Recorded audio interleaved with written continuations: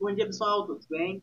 Hoje nós estamos aqui na PAD para entrevistar o professor doutor Luiz Inácio Carneiro Filho, especialista em direito civil, especialista em direito do consumidor, direito empresarial, pela PAD Tu, e é professor aqui na PAD. Professor, bem-vindo, muito obrigado pela sua atividade de estar aqui conosco. Quero fazer algumas perguntas, fazer alguma troca, nós vamos falar sobre a lei do superendividamento e a aplicação dele para as pessoas, como é que funciona um pouco dessa lei que já foi implementada desde 2021 e é muito pouco debatida, muito pouco comentada. A gente vai falar um pouco sobre ela hoje. Certo, Fer? Certo? Muito obrigado pelo convite, é sempre um grande prazer estar aqui conversando com os alunos, especialmente num projeto tão ambicioso e assim, de caráter social, tá? De trazer para a população informações que são bem tratadas aqui dentro da nossa faculdade de Direito Social.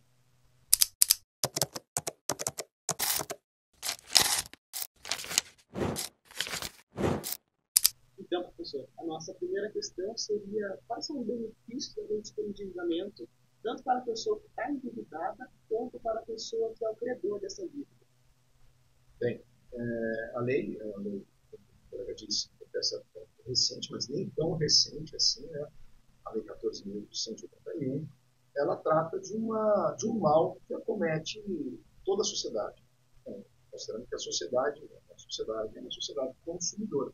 Nossa vida é pautada nas relações de consumo. A todo instante estamos consumindo de algum modo. E esse mal que nos atinge é o superendividamento do consumidor. Esse superendividamento é importante deve ser sempre lembrado, não é um endividamento puro e simplesmente decorrente do inadimplemento de obrigações, não pagamento de dívidas, né? Mas ele tem um fundo também por deficiência educacional. A filosofia de não instruir o consumidor sobre o consumo consciente. Há uma presunção de que, a partir do momento que nós atingimos a vida adulta, usando o termo jurídico, a partir do momento que atingimos a plena capacidade civil, que pode ser atingida aos 16 anos por emancipação, somos plenamente cientes das nossas obrigações, dos nossos direitos e dos riscos a que estamos expostos em uma sociedade consumidora. E todos nós sabemos que isso não é verdade. Embora o Código de Defesa do Consumidor diga que é um direito de todos nós consumidores, direito básico, o direito à informação sobre o consumo consciente, sobre como devemos nos portar numa sociedade de consumo, o que vemos na prática é que a realidade é outra. O consumidor vai aprendendo a consumir no decorrer de sua vida pelas experiências, ao aprendizado empírico. E aí comete muitos erros. Vira presa fácil para maus fornecedores, ou mesmo o próprio consumidor acaba se deslumbrando com as facilidades de crédito e criando para si dívidas que acabam sendo insuperadas. Nesse sentido, mandou muito bem o legislador aqui, né? Criando uma norma de prevenção, na verdade, é prevenção e tratamento ao superendividamento, de modo a permitir que o consumidor saia dessa situação de superendividamento, que eu devo compreender por superendividamento. Ele não consegue mais pagar as suas dívidas, isso é muito ruim para a economia e para os fornecedores também, afinal de contas, o consumidor superendividado deixa de consumir. Ele é alijado, afastado do mercado de consumo, porque certamente perde o crédito, né?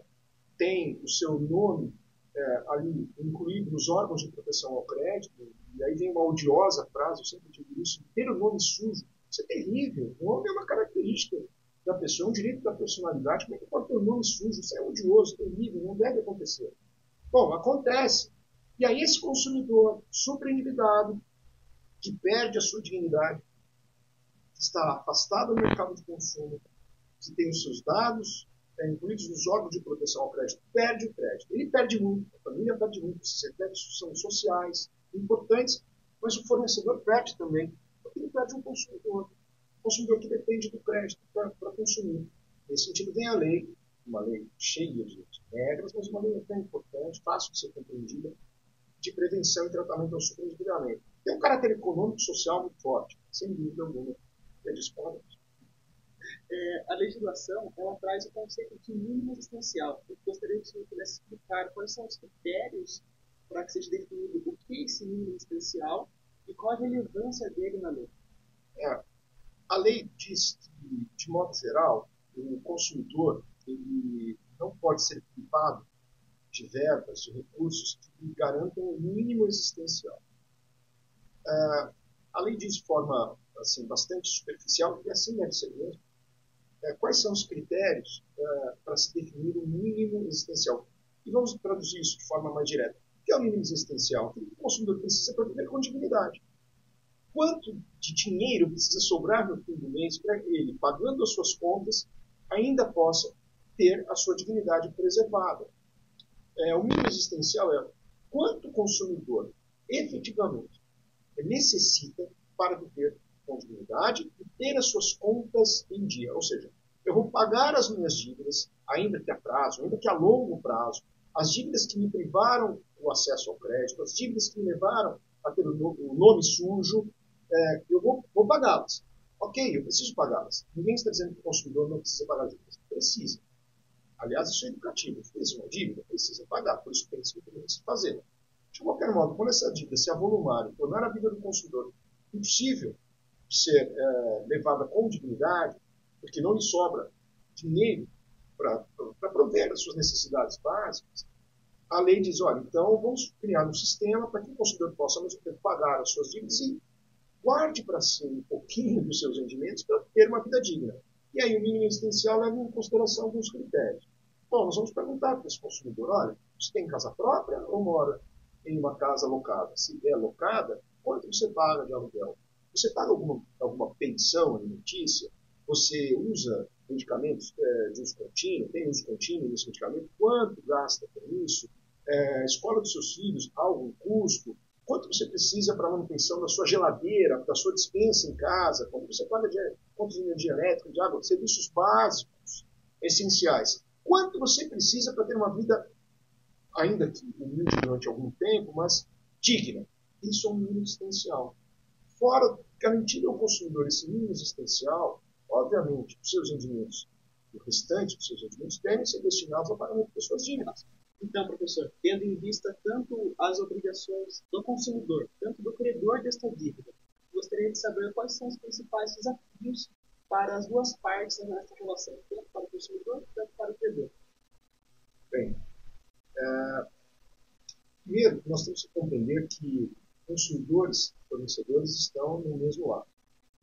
Parece estranho dizer isso, né? Mas a ideia é essa. A relação entre consumidor e fornecedor deve ser harmoniosa, equilibrada. Essa é a intenção. Como eu disse antes, de fato, nós precisamos de bons fornecedores. Nós queremos estimular o mercado, para que o mercado tenha cada vez mais fornecedores. Isso é bom para o consumidor, né? Variedade de fornecedores. A nossa liberdade de escolha para os consumidores melhora muito. Enquanto houver disputa entre vários fornecedores, o preço, enfim, tende a cair, tem de mercado.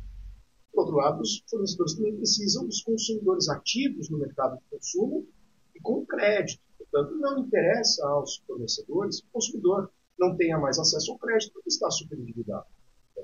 Então, a primeira intenção é harmonizar essa relação, equilibrá-la.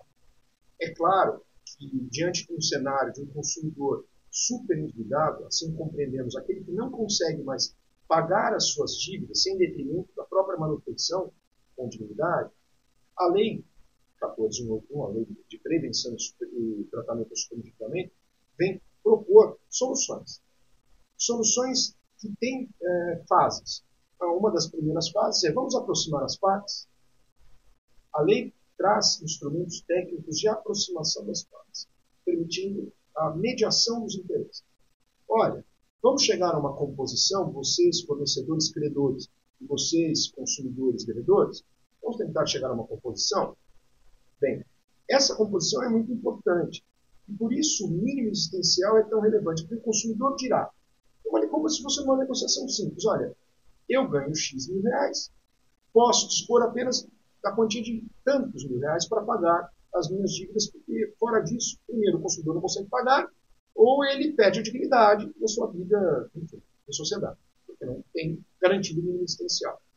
Não sendo possível essa mediação, e essa mediação ela tem instrumentos importantes, inclusive impondo ao fornecedor comparecer a uma audiência de mediação, que pode ser feita, inclusive, de modo judicial, Não sendo possível isso, aí sim começa uma outra fase que pode ser muito desagradável para o fornecedor pela imposição do judiciário, do juiz, de um plano, de uma estratégia de reestruturação da vida financeira do consumidor para que ele possa pagar as dívidas com aquele fornecedor, o consumidor em relação ao fornecedor.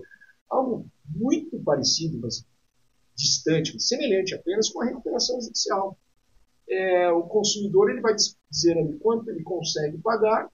Se o fornecedor não apresentar as suas razões de oposição ou se não houver justificativas para socorro, essa negociação é imposta ao fornecedor. E aí o consumidor ganha o direito, obviamente, de conseguir pagar as suas contas dentro de um parâmetro estabelecido por ele mesmo. Faço uma observação. O Tribunal de Justiça do Estado de São Paulo, pioneiro nesse cenário, sempre muito atento, né, às demandas da população, tem em seu site ali um link de acesso fácil a um programa estadual, que eles chamam de programa, mais ou menos isso, programa estadual de prevenção e tratamento ao superendividamento. O próprio consumidor, ele, sem maiores formalidades, ele busca o site do Tribunal de Justiça do Estado de São Paulo, ali logo na página inicial ele já encontra um link, entra nesse link e preenche formulários com seus dados pessoais, com o valor das suas contas fixas, para calcular exatamente o mínimo existencial. Ele descreverá quem são os seus principais credores, o volume de suas dívidas e como ele pode pagar. O próprio Tribunal de Justiça do Estado de São Paulo organiza um procedimento para o consumidor. Isso é muito importante, uma notícia de interesse público. O Tribunal de Justiça do Estado de São Paulo tem esse programa e lá estão descritos todos os procedimentos. O consumidor tem dúvida, obviamente. É um bom, fidedigno e respeitável canal de informação que resolve a vida dos consumidores. Então, de um modo muito claro, necessariamente o consumidor ele vai buscar esse formato de ajuda, de auxílio para poder sair do endividamento, ele necessariamente precisa do auxílio de um advogado consigo? Obrigatoriamente, para esse início de informação junto, especialmente ao Tribunal de Justiça de São Paulo, não necessita de advogado. Não, obrigatoriamente não. Claro, se o problema dele, o procedimento escalar para um procedimento judicial, recomenda-se sempre que esteja ali auxiliado, assistido por um advogado. Sempre. Aliás, consulte sempre um advogado, na medida do possível. Não falo em causa própria, não, mas o advogado está ali para garantir o exercício dos direitos, e garantir direitos a quem não os conhece. Esse é o papel, inclusive, da faculdade, que nos prepara justamente para isso, para fomentar o direito e divulgar o direito. O advogado faz isso. Se o consumidor não tiver recursos para pagar um advogado particular, existe a defensoria pública, existem os convênios da OAB existe o convênio da OAB com a Procuradoria-Geral de Justiça do Estado de São Paulo e também pelas subseções da OAB garante ao consumidor a indicação de um advogado, o acompanhamento do advogado absolutamente de forma gratuita. Nesse primeiro momento de levar ao Estado informação, de informar, no caso do Tribunal de Justiça do Estado de São Paulo, pelo programa ali divulgado, que ele está subendividado, não há necessidade, mas recomenda-se sempre que esteja assistido por um advogado. A gente pode entender que a dimensão dessa lei, esse olhar um pouco mais cuidado para o super endividado, para a pessoa que está endividada, é uma mudança de pensamento do nosso sistema, que está começando a entender realmente a situação das pessoas? Excelente pergunta. Ótimo. Sem dúvida nenhuma, é um sinal importante de preocupação do Estado com a condição de seus consumidores. Como eu disse, a nossa sociedade é preponderantemente dependente das relações de consumo. Nossa vida é pautada em várias relações de consumo. Desde o fornecimento de serviços básicos, como energia elétrica, água, gás, até mesmo transporte pago, transporte público que é pago, quando estamos numa rodovia pedagiada, as compras que fazemos no supermercado, enfim, a nossa sociedade é pautada em relações de consumo. Nesse sentido, o Estado, sem dúvida nenhuma, devia mesmo agir. o legislador atento às necessidades evidentes de um público consumidor superendividado, com vistas também a fomentar a economia, como eu disse no começo da nossa conversa, andou muito bem ao criar a Lei 14.181. Claro, o tempo ainda é curto para avaliarmos os efeitos efetivos dessa lei, como eu disse, falta informação, mas que é uma providência assim, alvissareira, de boas perspectivas, já agora a curto prazo, sem dúvida nenhuma.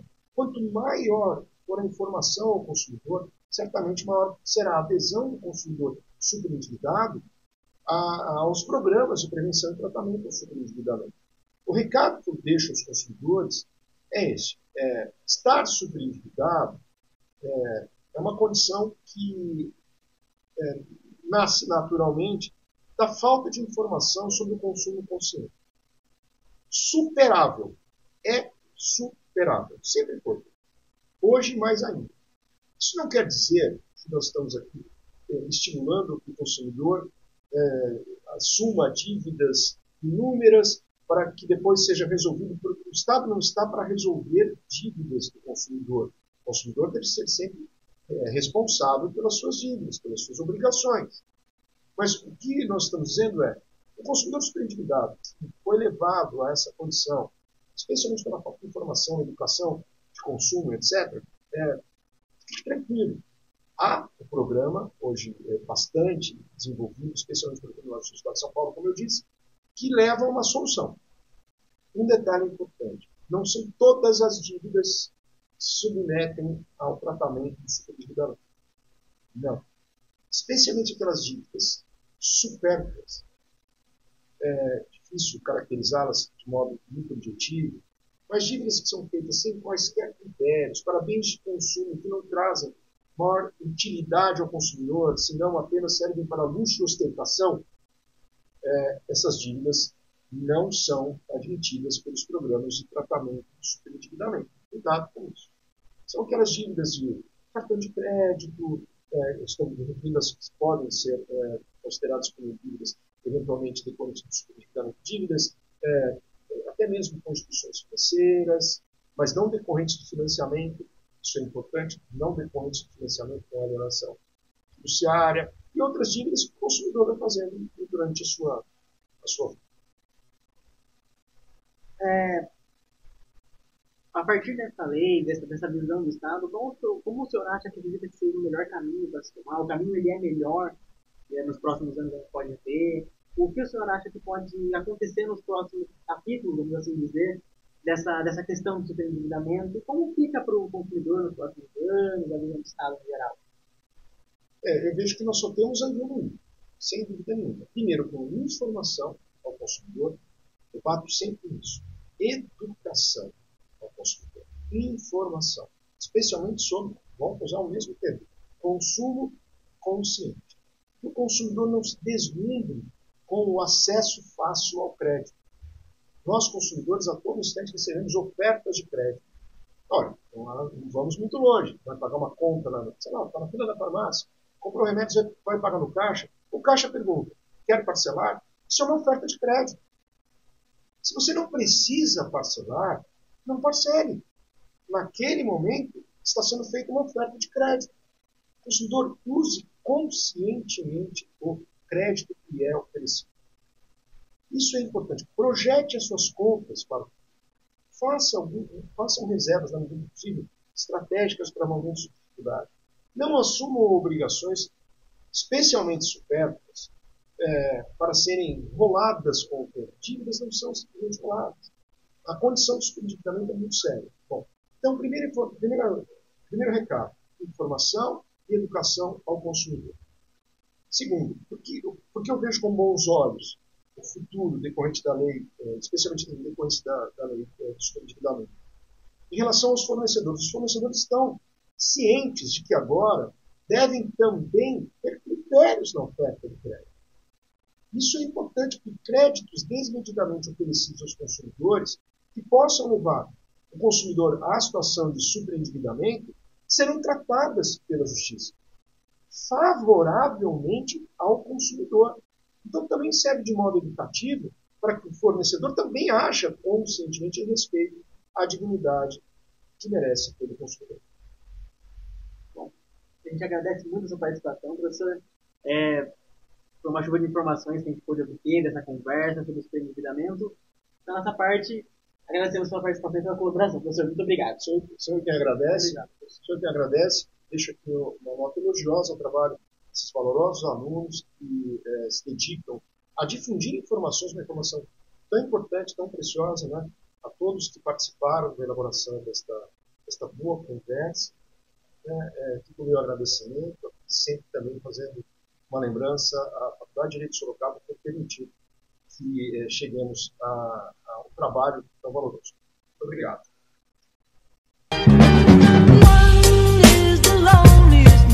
That you'll ever do. Two can be as bad as one. It's the loneliest number since the number one.